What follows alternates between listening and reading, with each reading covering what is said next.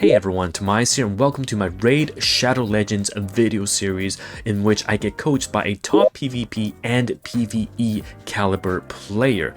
And of course, follow alongside my journey if you're starting a brand new account or just checking in to see if a brand new player like me can start fresh and end up at the top. Welcome to the Raid Shadow Legends beginner series. Alright, and here we are. Guess which day it is? Of course, that is going to be day 11 of this brand new journey. And yes, we are progressing quite nicely. As you can see here, 3 more days, we'll be getting the Michelangelo upgrade and then into phase 2. So this is going to be some really awesome stuff.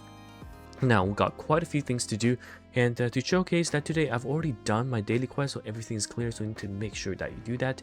And we're starting a brand new week, and you need to make sure that you complete these as well. Now, in terms of the missions, I'm still being gate-kept in the Arbiter missions by the Spirit Key, but tomorrow, alright, tomorrow is when this opens. If you go into dungeons, you can see that it opens this Thursday, and of course today is essentially Wednesday, so soon we will be able to go there. And of course, we are still going to farm and spend some stamina here in the stage 13 of our dragon lair, because the 3x speed set event is going to be available. However, we don't have a lot of the stamina left because I still want to, finish farming and then slowly but surely get these level 50s into 6-star level 60s. But yeah, it's going to take some time as we get there. Now, today's video is going to be a different one. I'm going to share my thoughts on, I guess, my progression overall and what I've done in the past 10 days. We did spend some money, we did a few things, and starting us, of course, if you use my link in the description, the QR code on screen, and the code DESERTQUEEN, you will be able to get some really awesome characters. We've had the Elenaril in the vault, and of course units like Uugo, who has just absolutely been carrying me through a lot of these content, are going to be available for you as well. So make sure you take advantage of that. Now, a couple of things I want to share is that it does tend to slow down a tiny bit, and I often forget to do the bosses, but we do have some really easy quick battle mode available where you can just do this and it will essentially simulate your score. So that's always very nice to see. 8.33 damage dealt, and that is not bad at all. I'm starting to push quite decently into the early game Demon Lord damage, so hopefully with this some of the guilds or clans will be looking at a new and upcoming player and hopefully add me to their ranks. That is not going to be bad. And you can see the damage does fluctuate a tiny bit depending on, I guess, if the character survives, but yeah, we managed to do a decent amount. Now, a brand new thing that we did manage to open is going to be the Doom Tower. I did push a bit yesterday, but this is extremely difficult. You can see that rare champions are only allowed in some of the secret rooms, right? So you can see that if you want to venture into the secret room, it's not at ease. However, this is the team that we have right now. We are kind of short on the key, so we can't push any further, but yeah, slowly the Doom Tower, which is essentially a tower game mode, is now available. And guys, remember, you need to do your PvPs daily. Don't forget to do them, because a lot of the Arbiter missions, you will be capped if you don't do that. So make sure you spend all of your arena coins, and also it will refill, so you need to spend the refill part as well. And don't be scared when you see an enemy like foe. You can see here level 50, level 60s, and they're all legendary units. We still have a chance because you using the Desert Queen definitely gives you a potential in beating them. But I think this one is a bit too hard because the Song Wukong plus, oh man, that unit just looks absolutely insane. We did manage to get defense spread, but the Alice character, and oh my god, that guy also has a revive. That's crazy. Yeah, I don't think I can go 1 against 4. That might be a bit too hard. We'll see. But if it's anyone that can do it, it's definitely going to be our champion here, who is Desert Queen. But wow, that legendary that's been just kicking my ass is, I mean, he seems to be absolutely insane. Look at the damage able to revive, and Alice just does so much.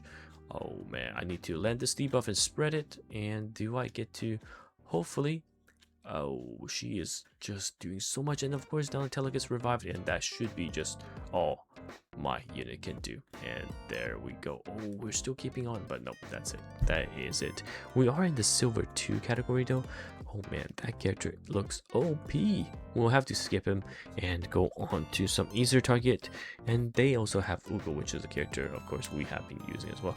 I definitely did do some gear rolling, which is potentially a another video we can make tomorrow. We'll do some gear rolling since we've farmed quite a bit now. Maybe we can get some of these units to an acceptable stage where we can actually go back and level 60, so 6-star the other supporting cast, and before pushing further into Dragon Lair, since we are here for some time. And having Uugo as last person standing is actually quite scary, because if that Uugo got their turn, could very easily turn around by reviving the rest of the team. She has an AoE revive, that's why she's such a decent unit. So everything else looks pretty simple enough. We're going to be able to easily clear this. It really was just that legendary that was absolutely insane. But this setup, you can see that the enemy also has the Desert Queen, so we need to make sure that our characters are staying alive while we get rid of theirs. There we go. And oh, KO needs to survive, hopefully, to do some damage, because otherwise the enemy Desert King will still technically solo me down if it's not properly set up. So yeah, we managed to clear that. That is good. And that is going to be kind of the game modes we're focusing on all these pop-ups. We have managed to grab a lot of the high value stuff. And ooh, this, yeah, don't forget the primal shirt. Make sure you grab that. And there is 1 day 21 hours left. I don't think I have enough time to grab the April O'Neil, unfortunately, but we have tried our best. And you need to make sure that you grab everything else though. Like, look at all these juicy stuff.